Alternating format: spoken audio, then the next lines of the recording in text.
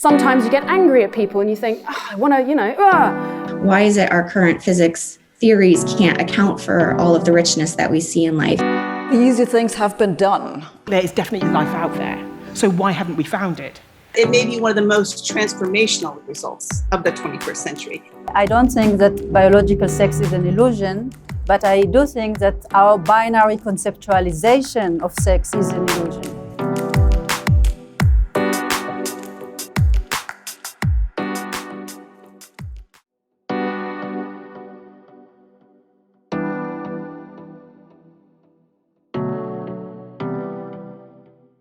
I'm a scientist, I'm a molecular biologist, and I study genes. So I can't honestly say that genes don't matter because I'm afraid they do matter. But what I understand of the question, nature versus nurture, I think is more, what do I do as a human being? What do I do as a user with information about this sort of information? I think that's actually what the question is, not to completely derail the debate. But I could now rattle off information about, we know increasingly certain genes that are incredibly important for determining maternal behavior, at least in mice, for example. If you carry a mutation in this particular gene and you're a mouse, you won't look after your pups.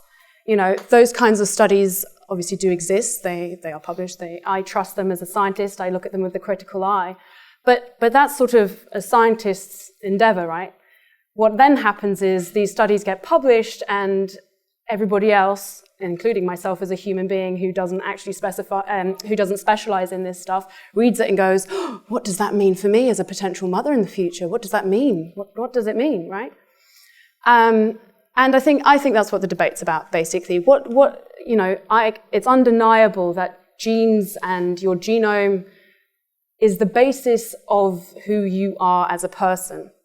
It's undeniable because you start off as a single cell that is just instructed with that information. That is the basic starting point of your life. It is what determines how you grow, what shape you are, and all the rest of those things. However, we all do many things in our lives that aren't necessarily written in our genes, right? I don't know about you guys, I don't feel particularly comfortable in this blazer right now, but I'm wearing it because it's socially determined that I should be doing something like that, right? Sometimes you get angry at people and you think, oh, I want to, But we have society that tells us things like, don't hit people that you don't like because it's not okay. So we all learn to do things that we would, arguably be going against our predetermined genetic nature, right? So the real question, actually, I think that we're faced with at the moment is, in this era of increasing knowledge and people like myself and others on this panel spewing out more and more facts, as it were, data about who we are and what our genes say we are, is actually, what do you want to do with that information about yourself? What kind of person do you want to choose to be in light of this information?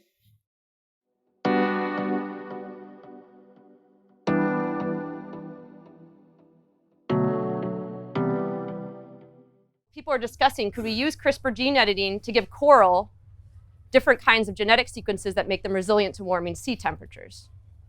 Could we use CRISPR gene editing to suppress the emerald ash borer by introducing sterility into that population in North America and saving the ash tree? Could we use CRISPR gene editing to remove invasive species like the mosquitoes in Hawaii that are spreading avian malaria to threaten bird species? The other places this being explored is within the public health space. So there's discussions around, can we use CRISPR gene editing to suppress the malaria-carrying species of mosquito? Ideas around using it to remove species of mosquitoes that carry dengue fever, Zika fever, chikungunya. So these are really big ideas, and it's not fully theoretical anymore. I think that's important that we all understand sort of the status of where this is. Some of this is still kind of at the very early stages. The coral projects, for example, are still very kind of in the idea stage and proof of concept. Is it even possible? But we already have, for example, mosquitoes that have been genetically engineered using ways that predate CRISPR by a company called Oxitec, which has been releasing these mosquitoes in Brazil, the Cayman Islands, Panama, parts of Southeast Asia, to try and suppress that population of mosquitoes and then hopefully suppress dengue transmission. There's been an American chestnut tree that has been genetically engineered in the US. American chestnuts went functionally extinct in the US around the turn of the 19th century. And so there's been ideas about creating these genetically engineered trees that would be resilient to an invasive blight that killed them all off. And these are already in regulatory approval process, trying to release them to be able to reproduce and spread in the wild and regrow Hessenus forests. And the one that I want everyone to also be aware of is this project that's funded by the Gates Foundation. This is an initiative called Target Malaria. And they are using CRISPR gene editing to create a line of mosquitoes that, when released into the wild, would suppress the mosquito population that carries malaria and hoping to save human life. And they do this because not only does CRISPR allow you to make really easy gene edits in any living thing, it's also allowed for the production of what's called a CRISPR-based gene drive. Because if you think about it, if anyone remembers their biology training from way back when, things work through natural selection, right?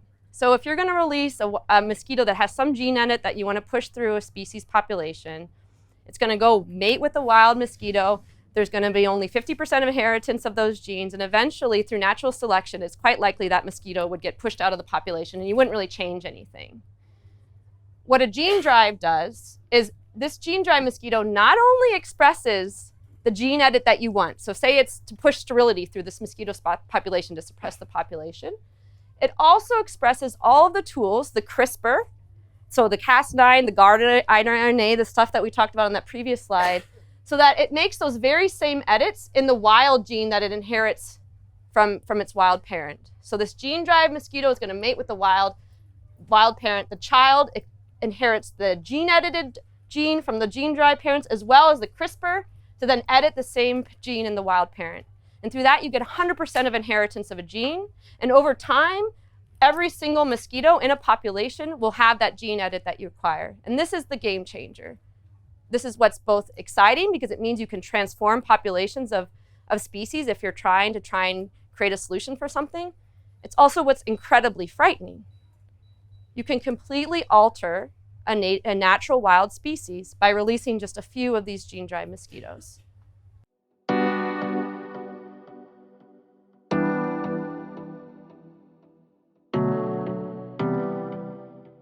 I don't think that biological sex is an illusion, but I do think that our binary conceptualization of sex is an illusion.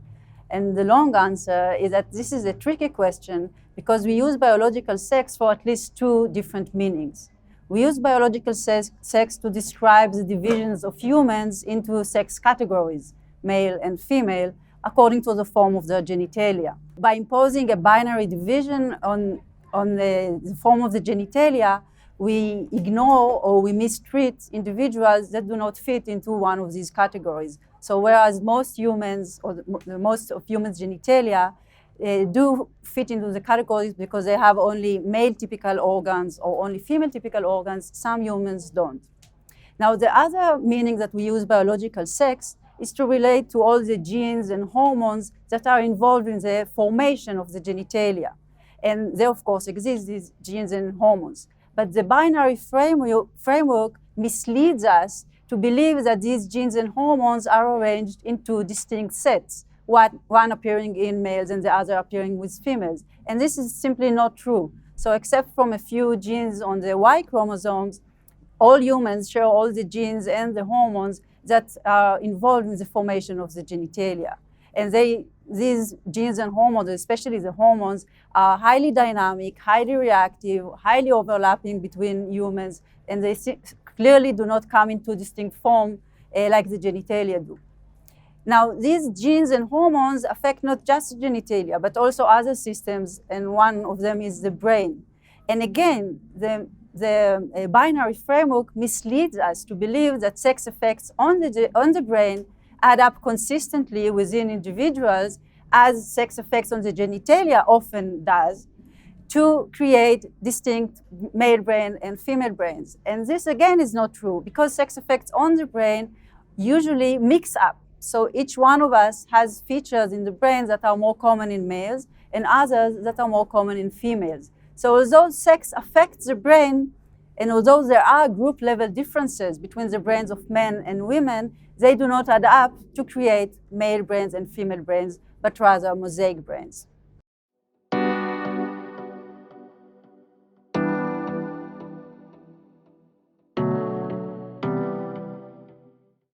20 or maybe 30 years ago, there was a survey in Britain of churchgoers. They were asked the question, would you or your faith be disturbed if life in outer space was discovered? And the answers were remarkably consistent and remarkably interesting. The answer was, no, I would not be, but I'd be worried about other members of my congregation. So I think this isn't actually the issue it's sometimes built up to be. I think if and when we do find life elsewhere, I think people will take it in their stride. It's likely to be at a considerable distance and contact would be minimal. So we're not about to be invaded or anything like that. The scene is also changing very fast. As of about now, we know of about 4,000 stars that have planets round them. And that number is doubling every 2 years. So the number of known exoplanets is growing very, very fast. At the moment, that 4,000, that's about the same as the number of stars we can see in the night sky with the naked eye, unless you live in a city centre. Mm-hmm. So the next time you see a nice starry sky, say to yourself, there's as many planets up there as there are stars. We've got some criteria, I think, about what's desirable. It's helpful to have a large moon, stabilizes the spin axis. It's helpful to have a magnetic field to screen out particles from a flaring sun. You want a sun that doesn't flare too much and certainly doesn't explode or anything like that. You want to be well away from any massive black hole in the center of the galaxy, well away from any star that would explode, and a circular planetary orbit is helpful. But even with those criteria, there are zillions of possible sites in the universe. So I think patience is called for in this game. So yeah, we've got all these exoplanets, but only a fraction of them are going to be suitable, we think, for a carbon-based life. In some cases, the star will be too hostile, too much sort of cosmic rays and things like that from the star that would break up the relatively fragile molecules we need to make life. Sometimes the planets are too close or too far away, even if the star is quiet, steady. So there's a lot of factors you have to weigh in doing these sums. But nonetheless, our reach is gradually extending with more and more telescopes. So we're sampling more of the universe. That's undoubtedly true. And particularly with all the work done to discover exoplanets, it's a very big area of astronomy now. So I think there probably would be some exoplanets that we could target in the not too distant future and just have a watch on them looking for stray radio signals or things like that. And Avi wants us to go and explore. I mean, is that at all feasible? Could we even travel to these exoplanets? Or just the distance is far too extreme? First of all, we couldn't, but could we send satellites? Could we send probes? And we could, but you have to be very patient.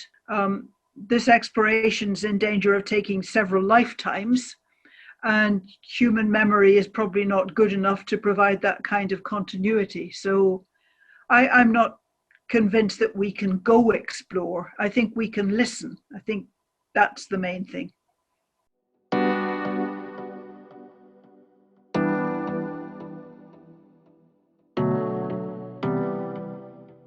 Are we alone? No. And I'll explain why.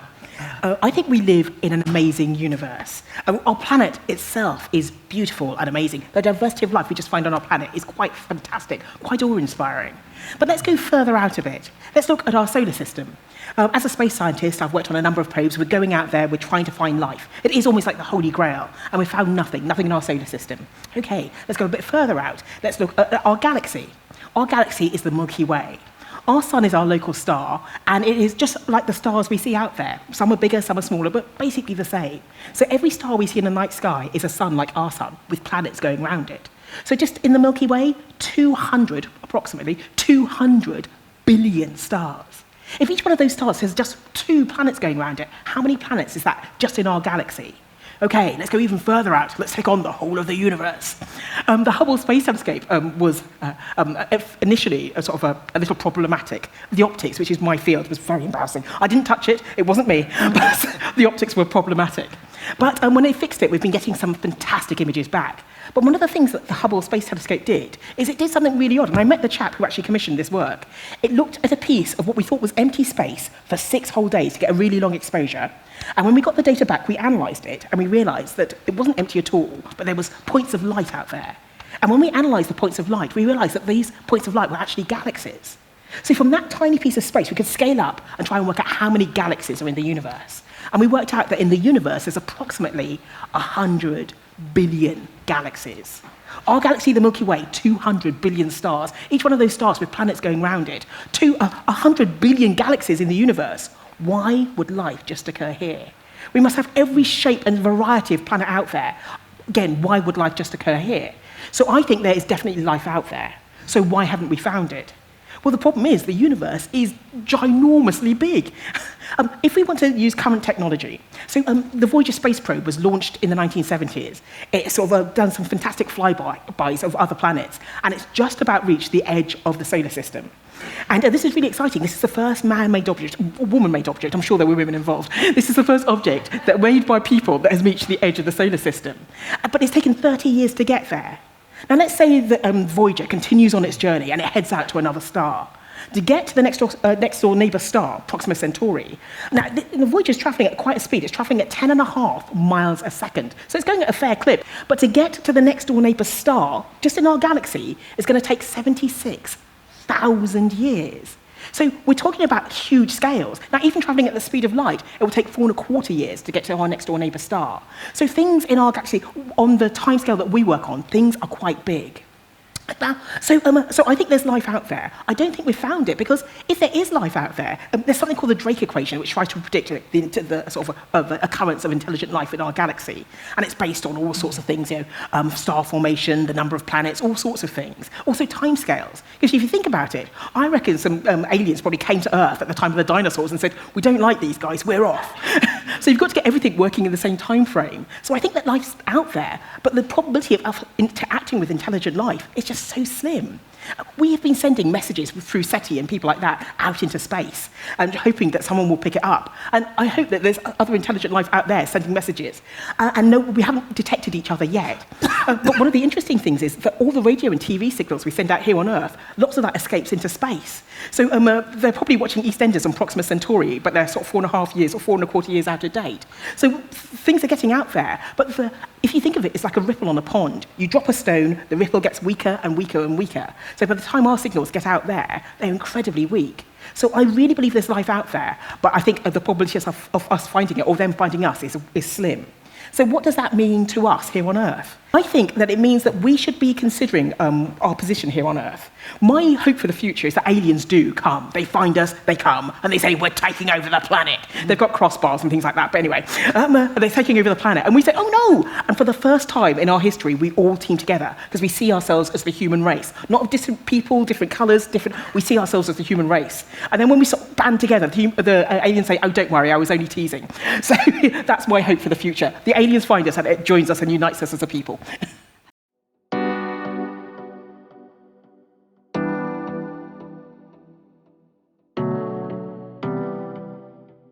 About 95% of the universe we don't understand.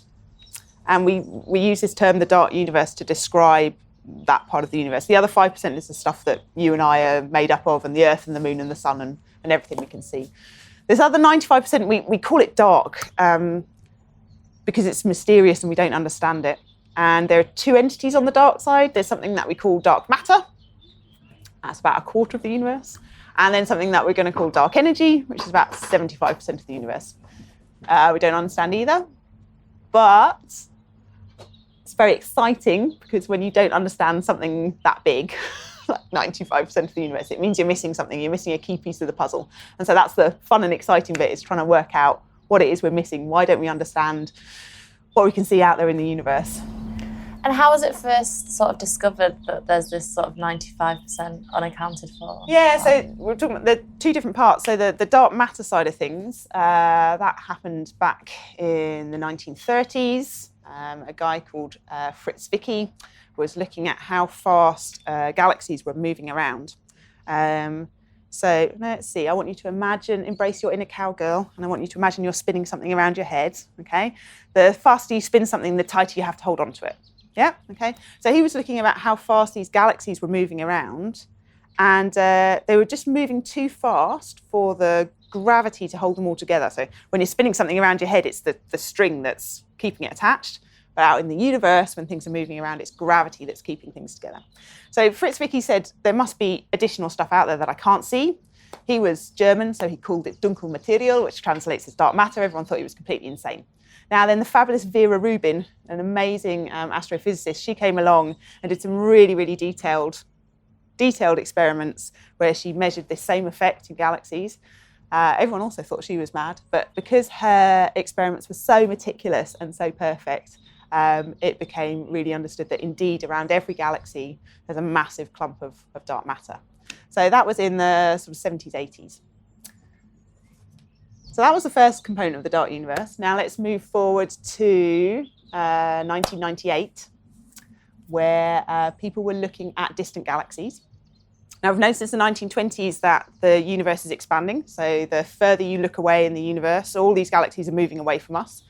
But in 1998, they realized that the galaxies that were even further away were moving away faster. So not only is our universe growing, but the rate of that growth is getting faster and faster. And I think because Fritz Zwicky back in the 30s called this extra matter that was needed dark matter, we ended up calling this extra energy that's needed to power this expansion dark energy.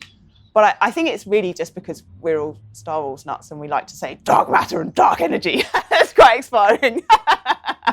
There you go. That's the dark universe in a nutshell. And where has your work taken you? Yeah, so I look at both of these entities.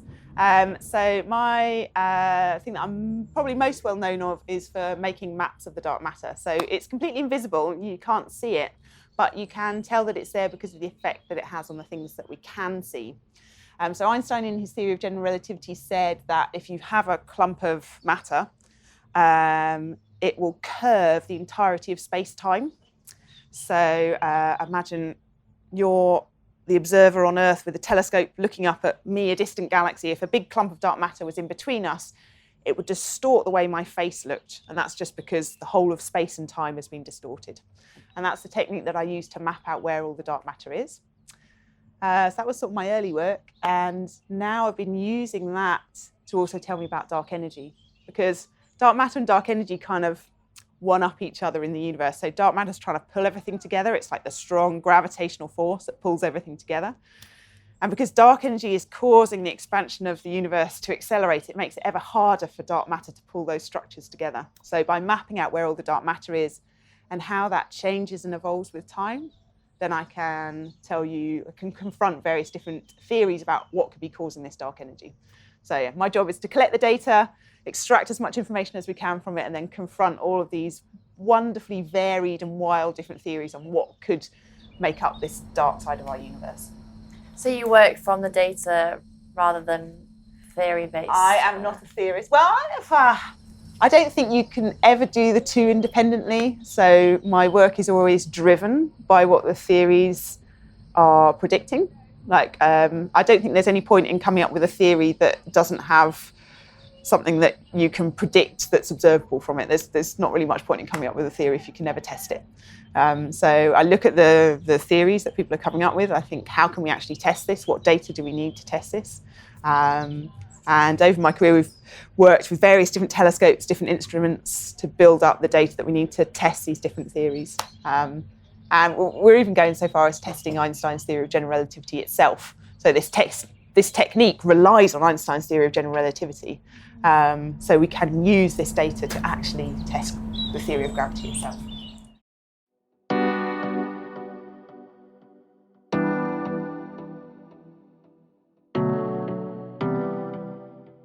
saying that the standard model is flawed is, a little bit too harsh a judgment, I would say, because we know it works perfectly fine. And indeed, that's kind of the problem. We would be happy if it turned out to be more obviously flawed, so to say. But we do certainly know that it has some shortcomings, though interestingly, I seem to see different shortcomings than you do. So dark matter, for example, it may be a particle, but maybe it's not a particle. So maybe it's not necessary to change the standard model at all. It may be something with our understanding of gravity. That's the problem. The mu and G minus 2, yeah, it's kind of intriguing, but I mean, for one, it hasn't reached 5 sigma. That's the one thing. And the other thing is, as you certainly know, it's a hideously complicated calculation. It might very well be that there's just some problem with the prediction from the standard model, and that it doesn't actually hint that we have to look for new physics. But there are other problems with the standard model. One is what you already mentioned. It doesn't contain gravity. So we know that in some way we have to combine the standard model with gravity, because the particles in the standard model do gravitate. We know it, but we don't really know how it works. So that's certainly a big shortcoming. So we need a theory which is called quantum gravity, that no one really has any idea what it looks like. And the other peculiar thing about the standard model are the neutrinos. So the neutrinos, particle physicists, who work on accelerators usually don't talk about them much because they're somewhat hard to detect. But the neutrinos are really, really puzzling, because from all the other particles in the standard model, we have a left-handed and a right-handed version from the particles that have masses. But from the neutrinos, we've only ever seen the left-handed version.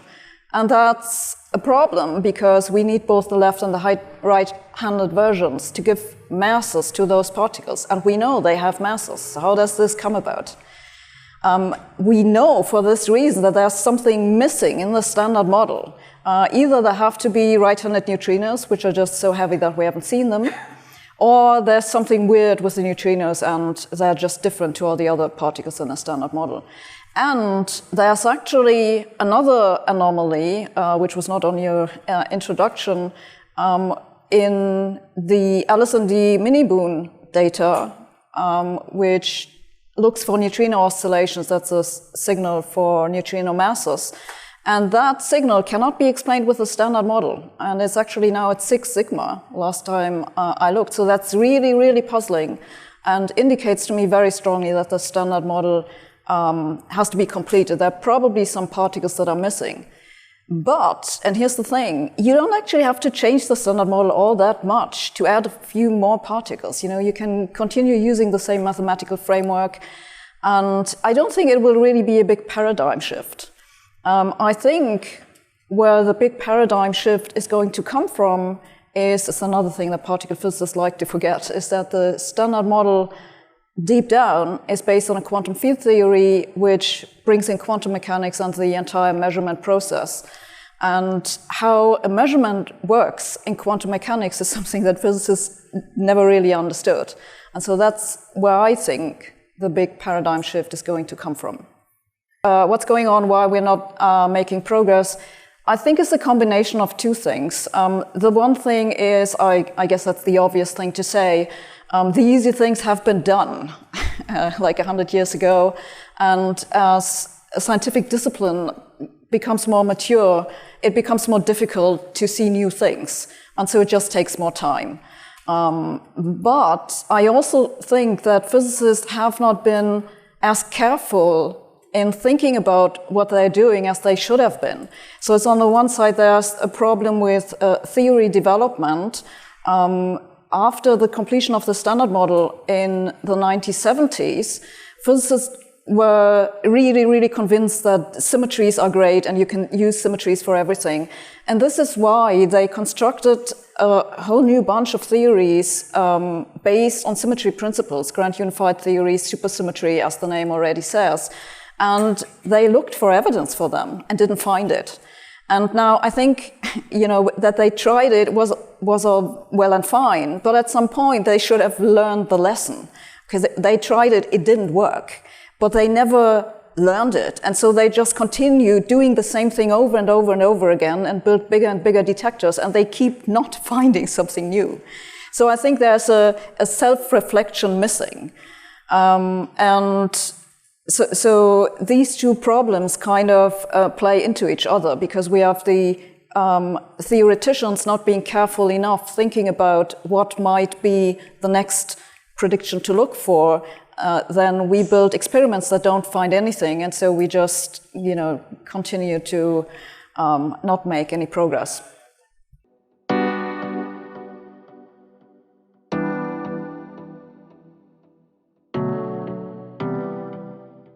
We have made some absolutely stunning experimental discoveries in physics in just the last 20 years, which is pretty impressive because 2 decades isn't an extremely long time in the world of physics. So, so 2 really recent discoveries that come to mind that I think are relevant for our discussion are the discovery of gravitational waves that was long awaited, right, and confirmed Einstein's prediction from general relativity.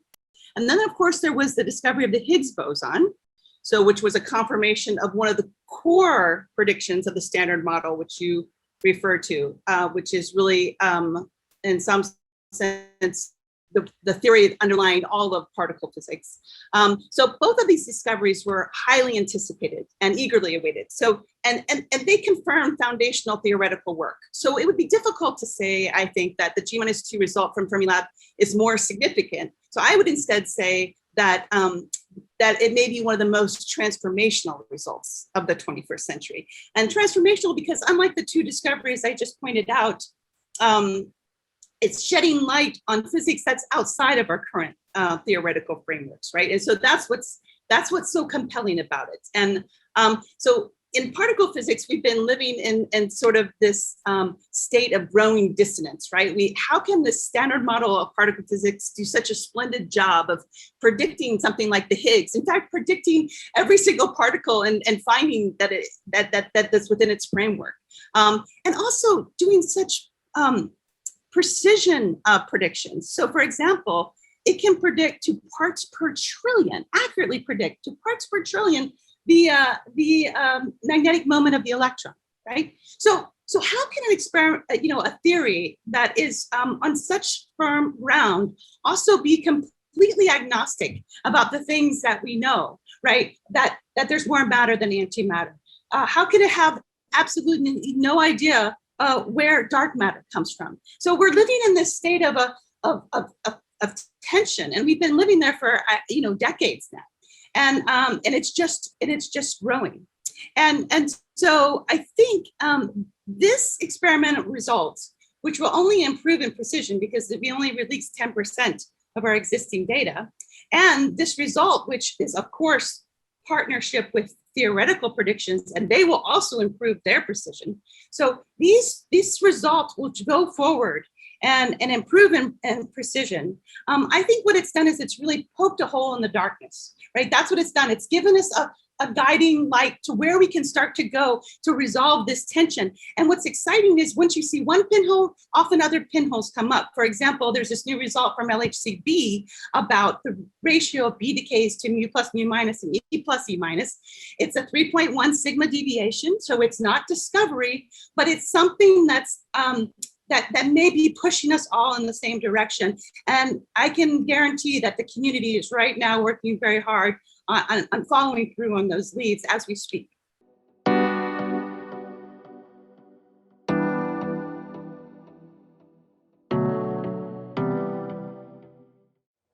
So when we find something strange with respect to what we already know, in physics and in science more generally, we try to think of something new, which hopefully will be able to make the strange not strange anymore and to explain it.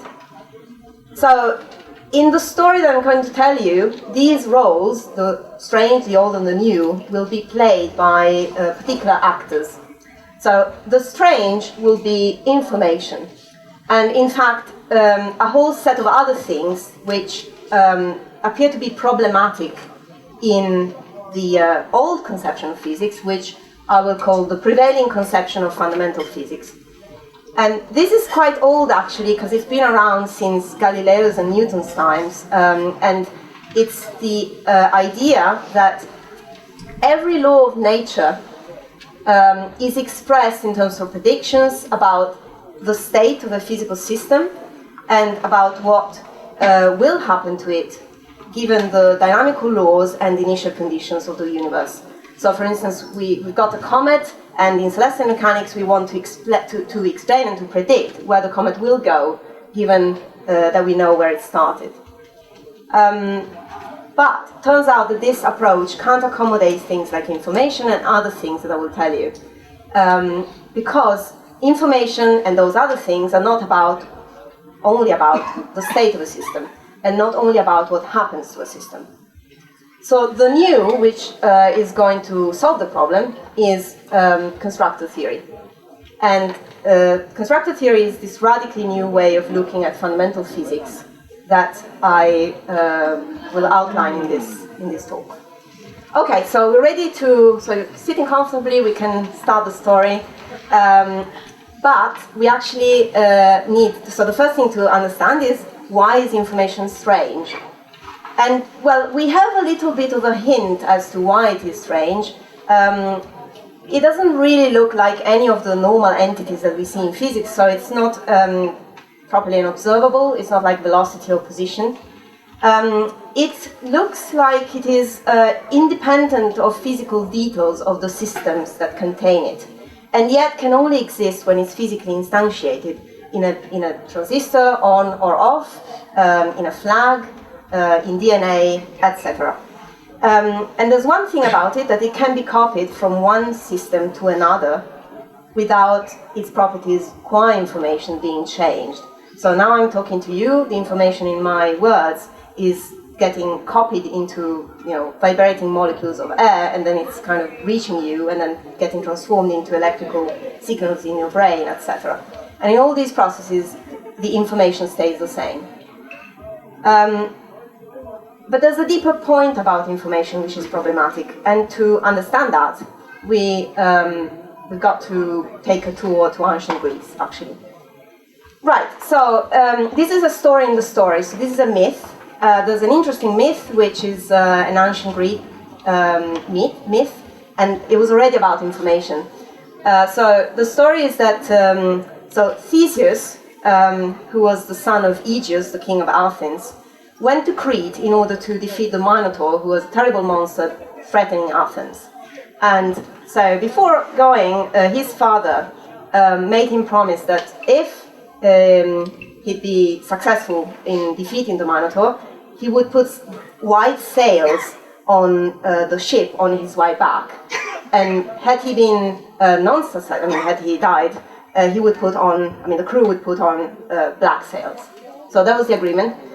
Then they, Theseus went to Crete, defeated the Minotaur. He met Ariadne, and then he forgot about the thing that he promised his father. And so he left the black sails on, and unfortunately, Aegeus, when he saw he saw that his son had died, and he committed suicide. He threw himself in the water and he drowned in the sea. And that's, by the way, why it's called Aegean Sea. But never mind that. So what we are really interested in here is the ship. Because the ship is capable of instantiating information. It's a signal. It's really a bit of information. And there's a physical property of it which allows this to be possible. And that's key to understanding how to incorporate information into fundamental physics. Right, so the ship can carry information because it can be in one of two attributes, white or black, or actually white sail showing and black sail showing. And those two attributes can be copied onto other physical systems, such as Aegis' mind, for instance, or a piece of paper, or a flag, and so on.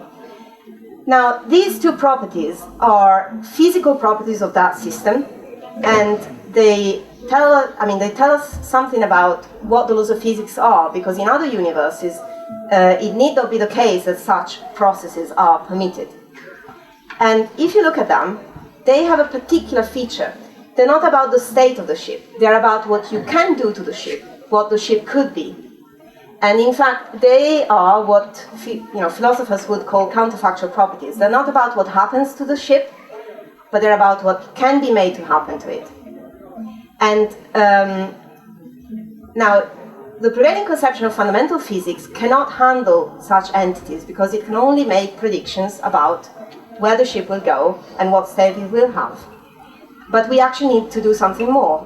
And just like we can't tell the story without referring to these properties, we can't explain what is out there in reality if we can't accommodate these properties in a fundamental theory of physics.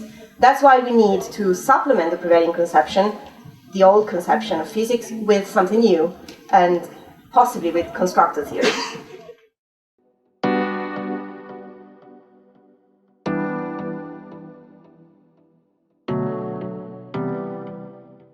Most of the issue is that we've been really focused on trying to understand what the definition of life is that we're trying to solve. And I think that's a big part of the problem that really hasn't entered into considerations about these very hypotheses. They're making statements about some aspects of life, but not encompassing in the way that Nick was saying of like the origin and all of evolution of life. And so when I think about this problem, I think at what level of description is a theory of life going to be, and what level of explanation are we asking for? And just to give sort of analogy, because my background's in physics, I think of sort of current frameworks for thinking about life sort of like at the epicycle phase of development of understanding gravity. So like several thousand years ago, we had predictive and descriptive models that were adequate for the time and adequate for the observations that we could take. And it took, 1,500 years for physics to emerge as a discipline, and Galileo and Newton to actually unify terrestrial and celestial motion and realize that there was an underlying explanation that we call gravity for those motions. And then Einstein to actually realize that the properties of gravity were derived from the curvature of space-time. And, from this very different phenomena about the physics of light, right? So I'm using this as an analogy for what we need to do in talking about life, because I think the magnitude of the problem is actually much deeper in terms of our descriptions of the physical world and how we understand it than people give it credit for. And most of the time when I hear discussions about origins of life, they're kind of in the epicycle phase. And we're not asking these deeper questions about why is it our current physics theories can't account for all of the richness that we see in life, and they're not explanatory of what we see in life.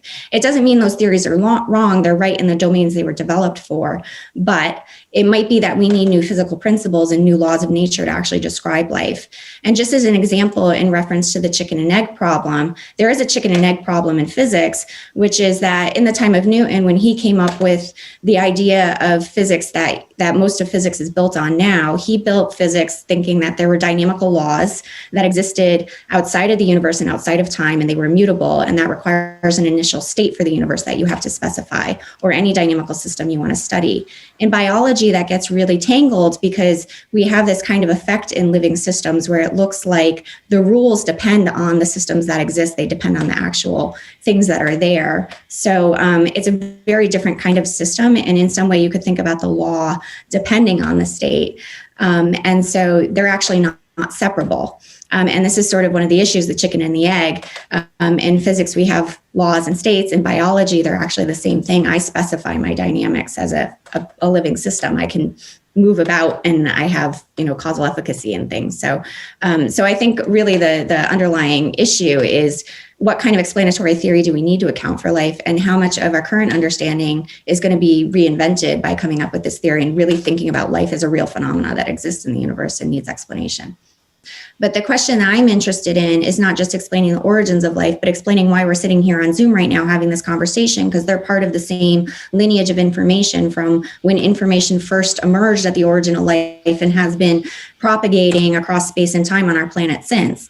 And that's a much different kind of framing of the question. May I ask, do you see a problem with information in biology as we know biology? I do. I see a problem. Like I just don't think there's a way of reconciling it. Yeah, I don't think that it's wrong. I just think it's not explanatory. So I would like to be able to derive it from a theory that has some more explanatory power and more generalizability. And just as an example, I think there is some you're putting information in your experiments with the boundary conditions. So let's say that you could quantify that in some way, and you could say, I put a certain set of constraints on my experiment. Then you know how much information you put in and how much information you get out from the experiment. And that tells you something about how much the physics is actually doing or the chemistry is doing that you're not putting in the system. But we don't think about designing origins of life experiments that way. We don't think about us as intelligent agents, biological agents, observers in the universe, manipulating the system. And we're trying to study it in the same ways that we have studied physical systems in the past that don't have observers and where that doesn't matter. But in biology, it intimately matters that we are information processing systems, started trying to study the origin of information processing systems and putting information and selection into those systems to study their origin. It really matters. And to the one final point I was going to make, I think I got through my list, is just that this also, there was a note about solving the historical origins of life. And that's certainly a really interesting and important problem for understanding ourselves. But there is also other tractable ways of thinking about the origins of life as a general process.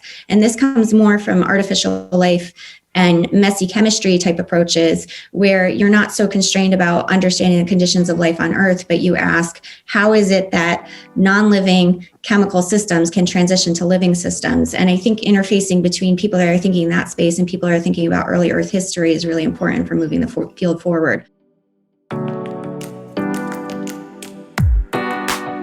For more debates, talks, and interviews, subscribe today to the Institute of Art and Ideas at IAI TV.